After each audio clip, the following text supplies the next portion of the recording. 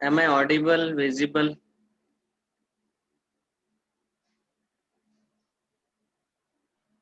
Yes or no? Am I audible? Yes, sir. Okay. Yes, sir. तो कल हमने ये डिस्कशन लिया था. Actually previous class also I face the network issue, इसलिए मैं पूछ रहा हूँ. यहाँ पे अनस्टेबल नेटवर्क है बहुत ही. Test of congruency of triangles में हमने देखा था कल के दो ट्रायंगल कॉन्ग्रुएंट होने के लिए उनके तीनों साइड्स और तीनों एंगल्स इक्वल होने चाहिए. लेकिन ये जो प्रॉपर्टी है, ये प्रॉपर्टी क्या करता है कि ये this property says that in triangles angles opposite to equal sides are equal or sides opposite to equal angles are equal. So because of that we need not have all these six things equal. उसमें से कोई तीन चीजें भी equal हो तो remaining three things they will become automatically equal. But such only 5 cases occur. ऐसे 5 ही cases आते हैं जिसमें ये तीन चीजें अगर इक्वल है. जैसे यहाँ पे पहला, उसको हम बोलते हैं टेस्ट ऑफ कॉन्ग्रुएंसी. तो पहला जो टेस्ट ऑफ कॉन्ग्रुएंसी है उसमें दोनों ट्रायंगल के करस्पॉन्डिंग तीनों के तीनों साइड्स अगर इक्वल है, जैसे यहाँ पे हमने लिखा था, तो remaining three angles will be naturally equal because those angles are opposite to the equal side. They will be naturally equal. Angle A equal to angle P, angle B equal to angle Q, angle C equal to angle R, like that. So same thing here also. SAS test side angle side, इसमें याद रखना है कि angle is in between these two equal sides. ASA test, here the side is included between these two angles. मतलब इन दो angle का जो common arm है ये BC और QR वो रहेगा. RHS टेस्ट मतलब यहाँ पे हाइपोटेनस इक्वल रहेंगे, एक कोई तो साइड इक्वल रहेगा और ये 90 डिग्री इक्वल रहेगा. So remaining three parts will be naturally equal. बाद में AAS टेस्ट, तो उसका मैंने आपको एक्सप्लेनेशन कल बताया था कि it is nothing but actually ASA test. क्योंकि तीसरा एंगल जो है A और P ये दोनों अपने आप इक्वल हो जाते हैं.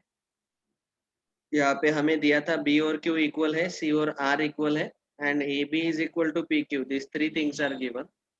Then we can say here that angle A will be equal to angle P क्योंकि तीनों एंगल का सम 180 आता है. तो उसमें से B Q के साथ इक्वल है, C R के साथ इक्वल है. तो इन दोनों का जो सम है वो सब्ट्रैक्ट 180 में से सब्ट्रैक्ट करने के बाद मुझे थर्ड एंगल मिलेगा जो दोनों इक्वल आ ही जाएंगे. And now this forms ASA, angle side angle, angle side angle, ASA. तो एंगल साइड एंगल टेस्ट से भी ये दोनों सिमिलर कॉन्ग्रुएंट आ जाते हैं. और इसीलिए आप चाहे तो बोल सकते हैं कि this is extended property of ASA test. बाद में टेस्ट ऑफ सिमिलैरिटी में हमने अब बोला था कि दो ट्राइंगल अगर सिमिलर है तो इसका मतलब उनका शेप सेम रहेगा लेकिन साइज अलग रहेगा. तो उस केस में उनके तीनों एंगल करस्पॉन्डिंग एंगल जो है वो इक्वल रहते हैं and the sides are in proportion. Sides corresponding sides के रेशोज इक्वल रहते हैं. AB upon PQ equal to BC upon QR equal to AC upon PR. तो इसमें हमने पहला टेस्ट देखा था ट्रिपल A टेस्ट. कोई तीनों एंगल इक्वल है तो हम डायरेक्टली बोल सकते कि ये दोनों ट्रायंगल सिमिलर है. कॉन्ग्रुएंट नहीं हो सकते क्योंकि साइड का लेंथ इक्वल होगा नहीं होगा वो हमें पता नहीं है, लेकिन ये श्योरली सिमिलर हो जाएंगे. और AA टेस्ट भी बोल सकते हैं हम क्योंकि अगर कोई भी दो एंगल इक्वल है तो तीसरा एंगल अपने आप इक्वल आ ही जाता है. SAS टेस्ट में हमने बोला था कि ये जो साइड्स है AB upon PQ equal to AC upon PR, इन दो साइड्स का रेशो इक्वल है एंड उनके बीच में जो इंक्लूडेड एंगल है A और P, those two angles are equal. Then we say that still we will get both the triangles as a similar. और ASA टेस्ट में इस टेस्ट का डिस्कशन लेने का जरूरत ही नहीं है क्योंकि यहाँ पे दो एंगल इक्वल है. तो ये आप A टेस्ट में भी डाल सकते हैं. कोई भी दो एंगल किसी भी दो ट्रायंगल में इक्वल है तो हम बोलेंगे कि वो दोनों ट्रायंगल सिमिलर है. ओके, सिमिलर बोलना है लेकिन कॉन्ग्रुएंट नहीं. Please remember that. उसके बाद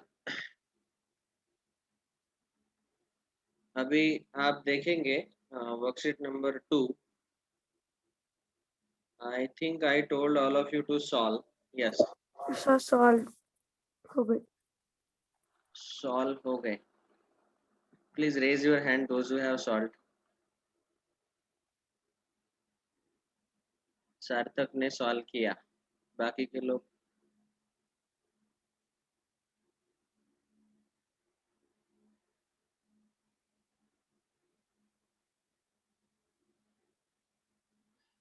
समर्थ ने सॉल्व किया, राजदीप ने सॉल्व किया. Okay, very good. What about others? सिद्धांत, क्या चल रहा है मैथ्स का?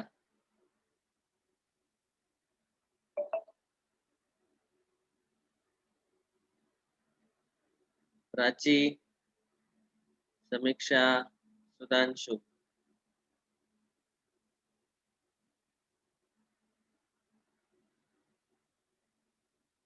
आज सॉल्व सॉल्व करो. किया है सर मैंने. ओके, आज सॉल्व करो. सर चलो, सेंड करता डाउट्स पूछो. सर. मैंने सॉल्व किया है, सेंड हाँ, करता लेक्चर होम पे. तो सेंड करो ना. और ये जिसने सॉल्व किया वो सारे लोग सेंड करो, मुझे फोटोज भेजो.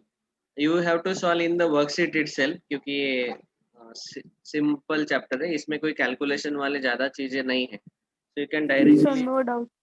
mark in the worksheet. अरे बाप रे, no doubt. Sir no doubt. बहुत आसान है क्या?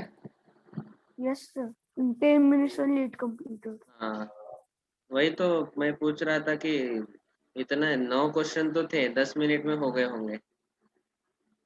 ठीक है, नो डाउट बोल रहे सब लोग. So then we will proceed to synopsis number 3.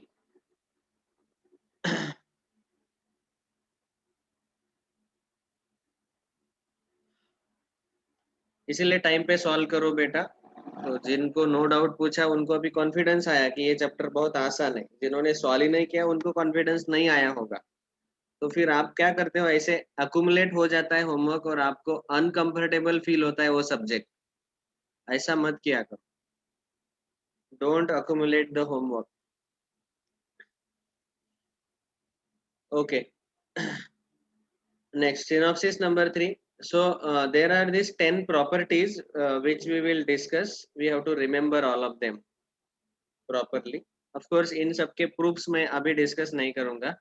Proof discuss करने का मैंने प्रॉमिस किया था आपको, but that I will do not now, after completing the whole syllabus.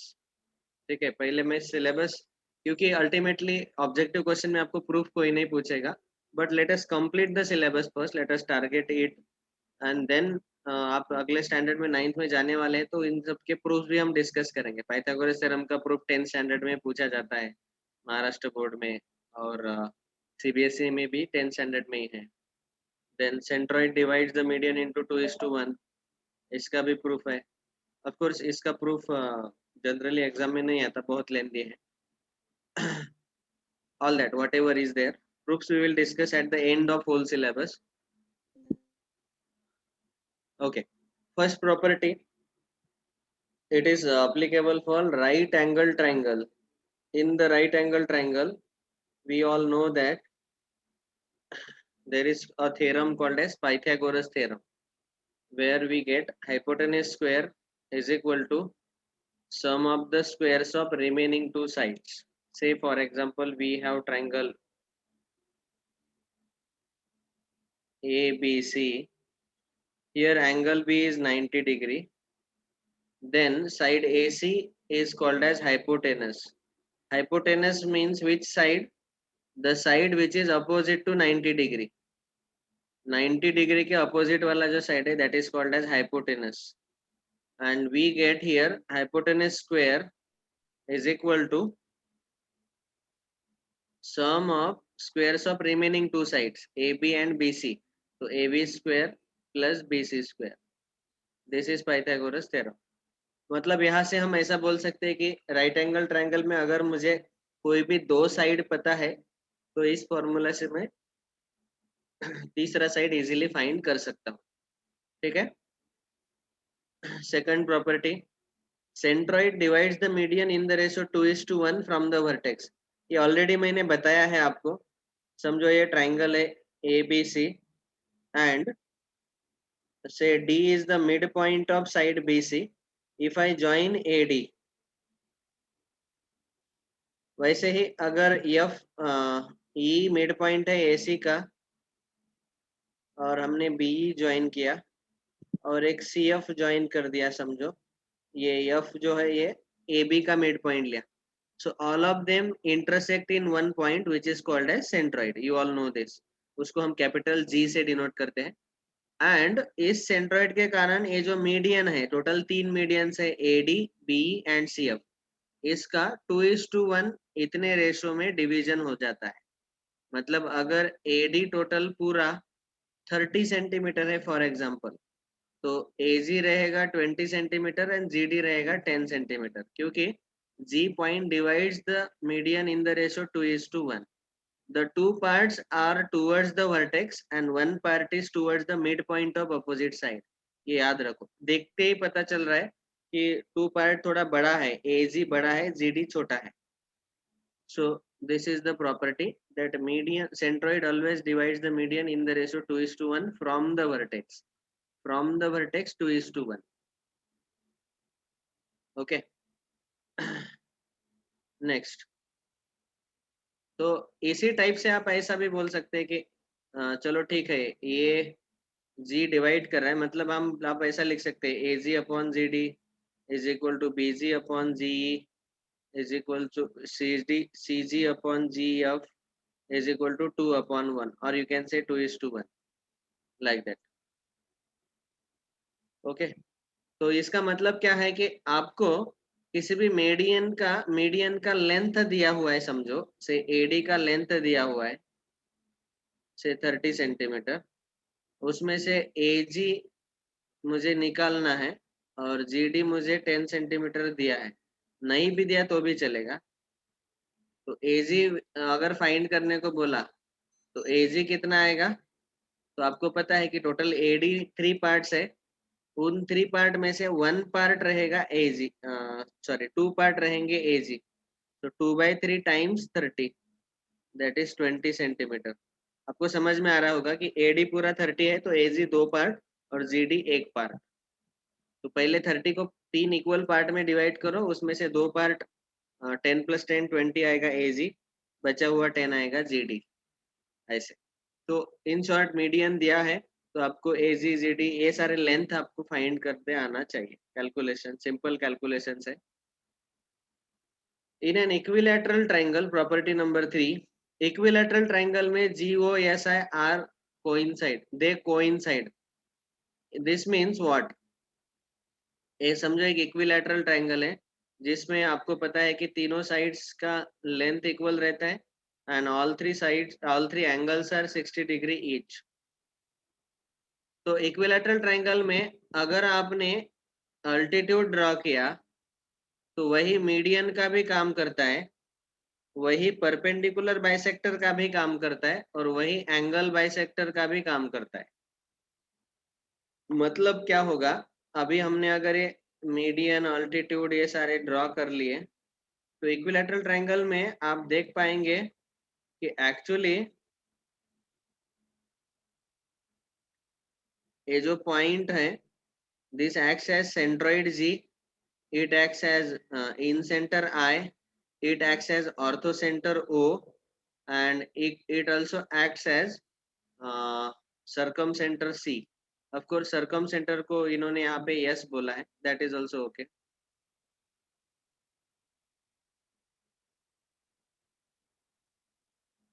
तो ये जो GIOC ये जो चारों पॉइंट्स है, they will be at one point only, means they all coincide, क्योंकि इक्विलैटरल ट्रायंगल में ये जो सारे median altitude perpendicular bisector angle bisector ये चारों दे ऑल फोर कोइंसाइड, एक ही रहता है। मतलब मैंने इस ट्रायंगल को नाम दिया ABC और AD ड्रॉ किया, D is a mid point of BC, तो AD will be acting as angle bisector of angle A, it will act as perpendicular मतलब altitude, it will act as perpendicular bisector also and it will act as median also. चारों के चारों काम एक ही segment AD कर रहा है, तो इसके कारण क्या होगा कि जब ये तीनों हमारे एडी, बीई और सीएफ ये तीनों जब इंटरसेक्ट होंगे एक ही पॉइंट पे, तो that point will act as centroid, incentre, orthocentre and circumcentre. Circumcentre को इन्होंने कैपिटल एस भी दिखाया है, that is also okay. Generally we use capital C. So please remember, कभी कभी ऐसा क्वेश्चन आता है कि इक्विलैटरल ट्रायंगल में सेंट्रॉइड दिया है और इन सेंटर निकालने को पूछा गया, तो इन सेंटर और सेंट्रॉइड दोनों एक ही जगह रहते हैं. Next, angular bisector divides the opposite side in the ratio of other two sides. This is very important property. इसका proof हम देखने वाले हैं बाद में, once we complete the syllabus. It is easy to remember. देखो इसको remember कैसे करना है. समझो यहाँ पे triangle ABC दिया हुआ है, ये जो AD है it is angle bisector of angle A. अभी अब देखो ये जो साइड है AB और BD को उसका शैडो कंसिडर करो, और ये साइड AC DC को उसका शैडो कंसिडर करो. ये AD समझो एक वॉल है. So now if I take the ratio AB upon BD, AB ये साइड और उसका शैडो BD, वैसे ही is equal to AC upon DC. ठीक है, तो ये दोनों रेशो हमें हमेशा इक्वल मिलते हैं. ऑफ कोर्स इन्होंने रेशो दिखाते वक्त यहाँ पे AC को इस साइड लिया है, AB upon AC is equal to BD upon DC, ऐसे लिखाया है. ठीक है, तो ये हमेशा ट्रू है किसी भी ट्राइंगल के लिए.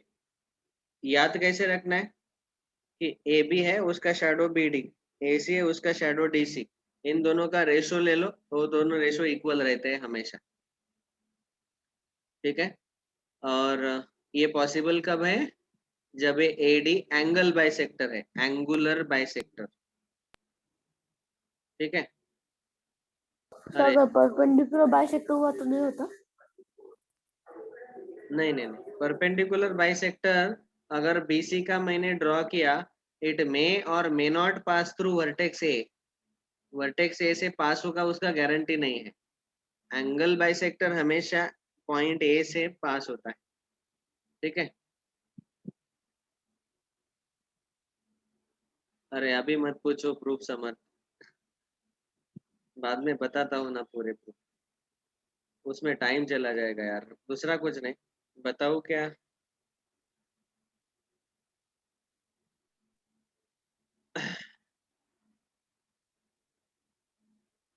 हाँ, अभी फिलहाल प्रॉपर्टी यूज करो, डायरेक्ट ऑब्जेक्टिव क्वेश्चन सॉल्व करो, and I will discuss. See I want to, मेरा इच्छा है कि आपका ज्योमेट्री इतना पक्का हो जाए, 9th में जाने से पहले आपको सारे प्रूफ्स याद होने चाहिए. ऐसे मैं स्टेप बाय स्टेप प्रूफ बताऊंगा.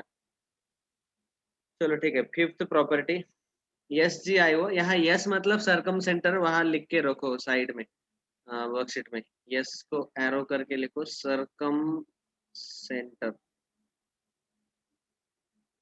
हमने एक्चुअली उसको कैपिटल C लिया है.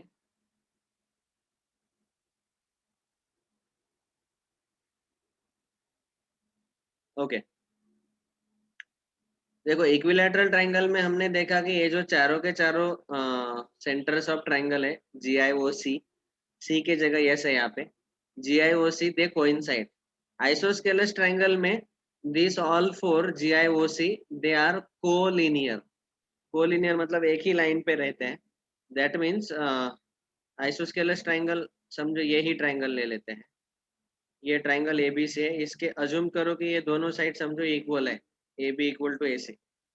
तो इनका सेंट्रॉइड जो है समझो यहाँ पे आया G, इन सेंटर आया यहाँ पे I, ऑर्थो सेंटर आया यहाँ पे बीच में O, और सरकम सेंटर इसी इसी पे कहीं तो C.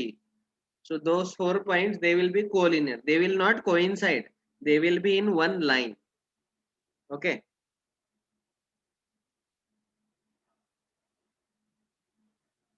like that. It will be they will be in one line. Next, इसमें से SGO, circumcenter, centroid and orthocenter, they are collinear in any triangle. लेकिन चारों के चारों कोलिनियर चाहिए, इन सेंटर भी वहां पे कोलिनियर लेना है, तो आइसोस्केलस ट्रायंगल होना जरूरी है, ठीक है। एंड ये जो लाइन है जिसके ऊपर SGO या फिर CGO, सी मतलब सरकम सेंटर, CGO, ये तीनों पॉइंट्स कोलिनियर लेते हैं। This line is called as Euler's line. And वो जो लाइन है उसका हम बाद में यूज करेंगे, वो 11 स्टैंडर्ड लेवल का कंसेप्ट है, अभी मैं नहीं बताऊंगा। सो यूलर्स लाइन का हम यूज करते हैं टू फाइंड आउट, अगर इन तीनों में से आपको कोई भी दो कोऑर्डिनेट्स दिए हुए हैं, XY कोऑर्डिनेट्स, इन तीन पॉइंट में से दो दिए हैं, तो तीसरा फाइंड करने के लिए हम ये यूलर्स लाइन का यूज करते हैं। अभी फिलहाल इतना याद रखना है कि किसी भी ट्राइंगल में SGO, circumcenter, centroid and orthocenter, these three are always collinear. They are on one line. Of course, as I said, equilateral triangle में तो वो कोइंसाइड ही करते हैं ना, तो एक ही लाइन पे रहेंगे। कोइंसाइड मतलब एक ही जगह पे रहेंगे, तो उसको कोलिनियर ऐसा अज्यूम कर लो, ऐसा मत समझ लो कि कोइंसाइड और कोलिनियर अलग अलग है। सर आपने एनी ट्रायंगल यहाँ क्यों डाला? So in any triangle SGO are collinear, they are in one line. Okay, बाद में ये बहुत इंपॉर्टेंट प्रॉपर्टी है, 7th, इसका यूज हम करने वाले हैं वर्कशीट सॉल्व करते वक्त। तो अभी यहाँ पे आपको ये डायग्राम ड्रॉ करना है, ये ड्रॉ करके रखो साइड में, 7th प्रॉपर्टी का डायग्राम। और ये डायग्राम ड्रॉ करने के बाद ही याद रहेगा, वैसे याद नहीं रहेगा। देखो, ये है O which is orthocentre, ठीक है। This is S also can be called as circumcentre, उसको आप C भी लिख सकते हैं, capital C, circumcentre. And G which is we call it as centroid, ठीक है। So there is one property which says that G divides OS in the ratio 2:1। मतलब आपको सेंट्रॉइड, ऑर्थोसेंटर और सर्कम सेंटर ये पहले ही बताया मैंने कि कोलिनियर रहते हैं, एक ही लाइन पे रहते हैं। एक ही लाइन पे रहने के बाद ये दूसरा और एक प्रॉपर्टी ऐसा है कि सेंट्रॉइड हमेशा बीच में रहता है ऑर्थोसेंटर और सर्कम सेंटर के, and that centroid divides the segment OS in the ratio 2:1।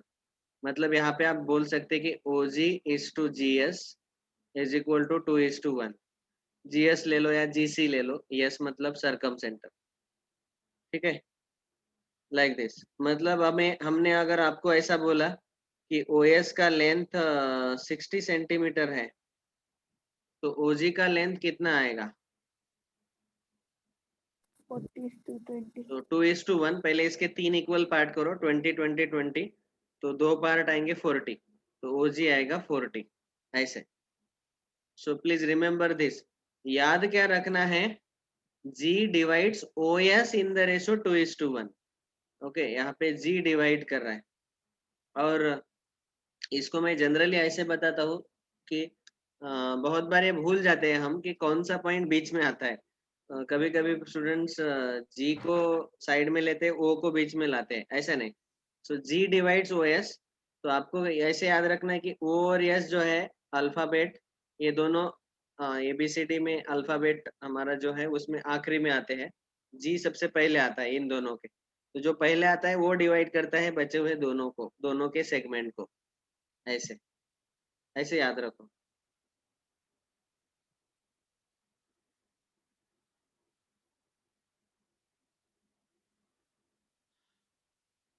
तो कौन सा डायग्राम ड्रॉ करने का है?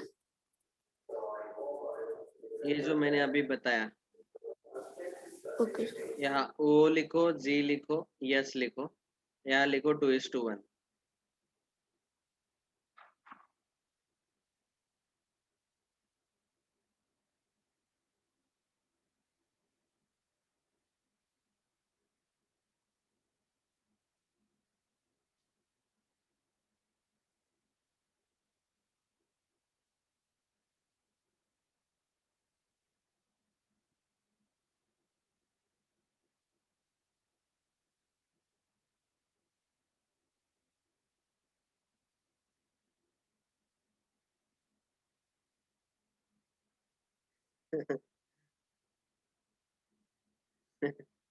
समर्थ पूछ रहे कि एग्जाम में आएगा क्या? समर्थ, आपण परीक्षार्थी आहोत का विद्यार्थी आहोत? दोन्ही पण आहोत. आप बहुत ही परीक्षार्थी हो. परीक्षा में क्या आता है वो बताओ सर पहले.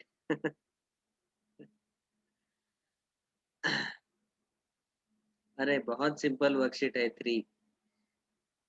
सर हो गई solve.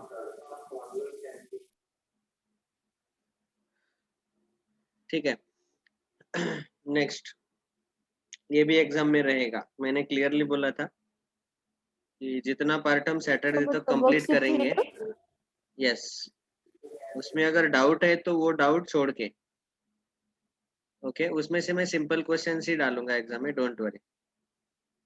Okay, next, property number 8. G is centroid and ABC are the vertices of a triangle ABC. Then, अभी आपको पता ही है, ये अभी अभी डायग्राम हमने ड्रॉ किया था कि ये जो तीनों मीडियंस हमने अगर ड्रॉ किए ADBECF, so they intersect at point G which is centroid. तो अभी ये जो GA, GB और GC, ये जो 2 पार्ट रहते हैं ना, 2:1 रेशो में डिवाइड करता है ये. सो ये 2 पार्ट वालों तीनों का स्क्वायर लिया और उनका सम लिया, GA square plus GB square plus GC square. It is exactly equal to तीनों साइड के स्क्वायर का सम अपॉन 3. ठीक है, ये प्रूफ बहुत ही सिंपल है. ये 2:1 का यूज करके ही आ जाता है. Let us not discuss it.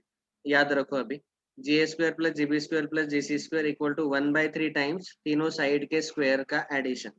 तीनों साइड मतलब ट्राइंगल के 3 साइड AB BC AC, उनके स्क्वायर का सम. नेक्स्ट, ट्राइंगल में अगला प्रॉपर्टी रहता है कि exterior angle is equal to sum of opposite interior angles. समझो एक ट्राइंगल है ABC. मैंने इस चैप्टर के बिगिनिंग में आपको बोला था कि ट्राइंगल में 3 इंटीरियर एंगल रहते हैं और 6 एक्सटीरियर एंगल रहते हैं. उसमें से समझो मैंने पॉइंट वर्टेक्स C पे एक एक्सटीरियर एंगल लिया, से दिस इज X. अभी इसका जो एडजेसेंट इंटीरियर एंगल है ये आएगा angle C. Adjacent interior angle, adjacent interior angle मतलब इसका जो इंटीरियर, जो पास वाला इंटीरियर है, समझो इसको मैंने नाम दिया angle ACD. This is exterior angle. इसका एडजेसेंट इंटीरियर है angle ACB, that is angle C. और इसके जो अपोजिट इंटीरियर एंगल्स है, एक्सटीरियर एंगल ACD के या फिर एंगल X के अपोजिट इंटीरियर एंगल्स, या फिर उसको बोला जाता है, हमारे महाराष्ट्र बोर्ड के टेक्स्ट बुक में वर्ड यूज किया है, रिमोट इंटीरियर एंगल्स. रिमोट मतलब दूर का. तो इसका पास का एडजेसेंट इंटीरियर एंगल C है और एंगल A और एंगल B ये दूर वाले इंटीरियर एंगल्स है. तो हमें यहाँ पे हर बार ऐसे मिलता है कि exterior angle ACD is equal to sum of remote interior angles, that is angle A plus angle B. This is always true. आप बोलेंगे कैसे? बहुत आसान है. समझो मैंने इन दोनों एंगल्स को लिया YZ और A एक एंगल है जो कि कॉमन है. ओके, ये कॉमन एंगल को मैं लेता हूँ स्मॉल a. अभी आपको पता है कि ट्राइंगल के तीनों एंगल का addition A plus y plus z 180 आएगा.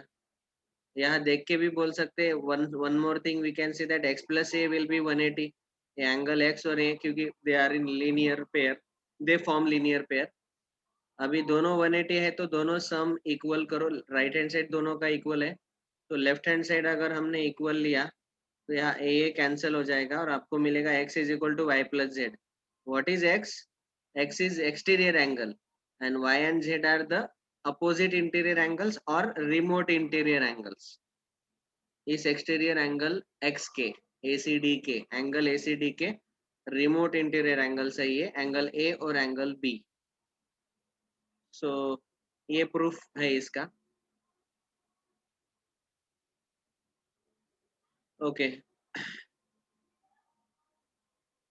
Last one, if O is the point inside the triangle, then OA plus OB plus OC is always greater than half of the sum of all three sides of triangle. This we will not prove, please remember it right now. कोई भी triangle के अंदर point ले लो interior में और उसको vertices तीनों vertices के साथ ज्वाइन करो, तो आपको क्या मिलेंगे? टोटल 3 सेगमेंट्स मिलेंगे। समझो एक ट्राइंगल लिया मैंने, यहाँ पॉइंट ओ लिया, कहाँ पे भी इंटीरियर पार्ट में, और इसको हमने ओ ए ओ बी ओ सी तीनों के साथ ज्वाइन कर लिया, तो तीनों सेगमेंट का लेंथ, उनका सम अगर लिया, तीनों सेगमेंट के लेंथ का सम, it is always greater than half of the sum of all three sides AB BC CA. This we will discuss. Inequality of triangle नाम का टॉपिक है, वो हम डिस्कस करेंगे उसके प्रूफ के साथ। ऑल राइट, अभी देखो Pythagoras theorem states that hypotenuse square equals to sum of the squares of other two sides. Option 3 is correct. In an isosceles triangle, बोलो कौन से पॉइंट्स कोलिनियर रहते हैं? एस जी आई ओ, चारों के चारों कोलिनियर रहते हैं। Option number 1 is correct. G divides OS in the ratio 2:1। हो गया, सिंगल आंसर टाइप खत्म हो गए। Multi answer type, hypotenuse square equal to sum of the squares of other two sides, 1 and 2 और 2 भी करेक्ट आएगा। एक साइड का स्क्वायर आएगा, hypotenuse square minus other side square.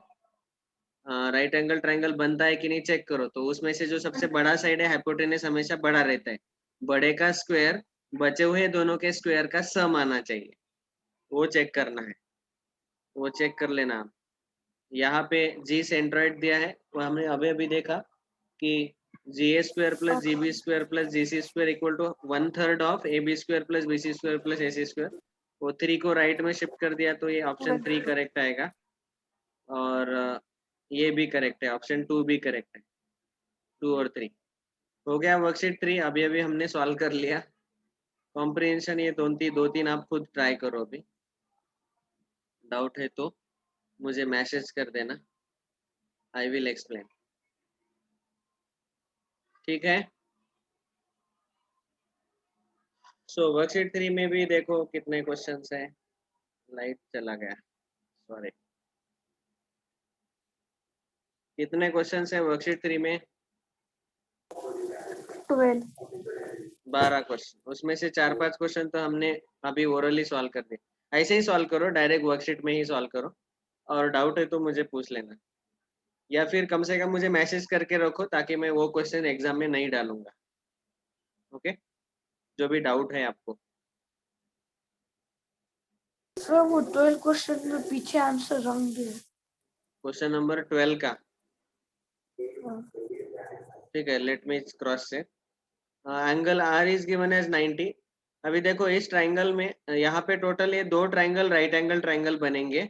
एक रहेगा triangle P R A, that is one right angle triangle. Another right angle triangle will be triangle P R Q. तो P R A में अगर हमने Pythagoras theorem use किया, तो हमें hypotenuse square मतलब P A square will be equal to P R square plus R A square. अभी इसमें से पी ए 10 दिया है, तो 10 square is equal to P R is given as 8 is equal to R A square. यहाँ से हमें R A square का वैल्यू मिलेगा 10 स्क्वायर माइनस 8 स्क्वायर 100 माइनस 64 36, और आर ए स्क्वायर रूट ले लो दोनों साइड, 6 आएगा। स्क्वायर रूट लेने के बाद आपको आंसर पॉजिटिव स्क्वायर रूट लेना है, क्योंकि साइड का लेंथ हमेशा पॉजिटिव रहता है। तो आर ए आया 6। वैसे ही ट्राइंगल पी आर क्यू, ये बड़ा वाला ट्राइंगल, उसमें अगर पाइथागोरस थ्योरम यूज किया, तो hypotenuse P Q square equal to P R square plus R Q square. P Q square हमें पता नहीं है पी क्यू कितना है, वो पूछा गया, पी क्यू स्क्वायर का वैल्यू पूछा गया, ठीक है। वो वैल्यू हम फाइंड करेंगे। P R square, P R हमें ऑलरेडी दिया है 8 स्क्वायर प्लस आर क्यू। अभी देखो आर क्यू स्क्वायर हमें निकालना है, आर क्यू मतलब ये पूरा length R A plus A Q, लेकिन हमें ए क्यू का लेंथ पता नहीं है। तो यहाँ पे आप देख सकते हैं कि इन्होंने हमें क्वेश्चन में और क्या दिया है, P R is given as 8 and one more thing is given is A is the midpoint of Q R. अभी देख के ही समझ में आ रहा है कि अगर ये मिड पॉइंट है, तो ये 6 आएगा ए क्यू। ये इंपॉर्टेंट लाइन है, हाँ भूलना मत, इसीलिए क्वेश्चन पढ़ना जरूरी है। Point A is midpoint of R Q. बस हो गया, ए6 तो टोटल आर क्यू 6 आएगा, 12 स्क्वायर। तो 64 प्लस 144, देखो कैलकुलेशन कितना आता है, वो आंसर रहेगा। समझा सार्थक? Yes.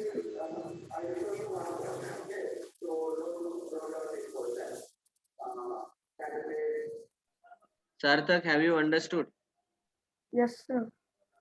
ओके, सम देखो कितना आता है अभी। All right, with this we complete synopsis 3 as well as worksheet 3. This much portion will be there for 208 the tomorrow's test. and back there is answer 206. हाँ, आपने PQ निकाला होगा, PQ स्क्वायर पूछा गया बेटा। So PQ square is अच्छा, ठीक है, मतलब 208 answer. 4 + 4 Which 8, answer wrong? 208 आ रहा है ना? Sir, back side 206. sir. ठीक है, ठीक, ये करेक्ट है, 208। Okay, shall we stop? किसी को कोई डाउट?